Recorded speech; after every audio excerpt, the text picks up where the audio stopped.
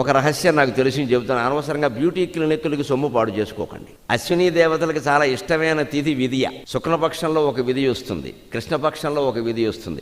వ్యాసభారతం అరణ్య పర్వంలో ఈ మధ్యనే చదివా, మీకు చెప్పేస్తున్నాను, ఉపయోగపడుతుంది. నాకు అవసరం లేదు దాంతో. నెలకు 2 విధియలు చెప్పిన ప్రతి విధియ నాడు అన్నం మానేసి కేవలం పిండి, పూర్వకాలం ఆడవాళ్ళు పెద్దవాళ్ళు తినేవాళ్ళు పిండి అని, ఉప్పుడు పిండి.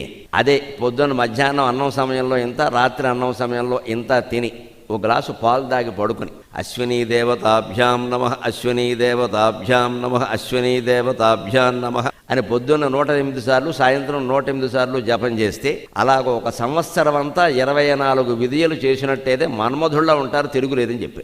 ఓపుకుంటే ప్రయత్నం చేసుకో. ఉపాయాలు ఉన్నాయి, మంత్రాల ప్రకారం కూడా, శాస్త్రాల ప్రకారం కూడా ఉపాయం. ఇంత తగలబెట్టక్కర్లేదు. ఇక్కడ వేలు అయిపోతున్నాయి. ఇవాళ ఇంటి బడ్జెట్లో సౌందర్యం అనేది ఒక ప్రధాన బడ్జెట్. ఇదివరకు ఆడాళ్ళకు ఉండేది ఈ జబ్బు, కర్మ కొద్దీ ఇప్పుడు మగాళ్ళకు కూడా వచ్చింది.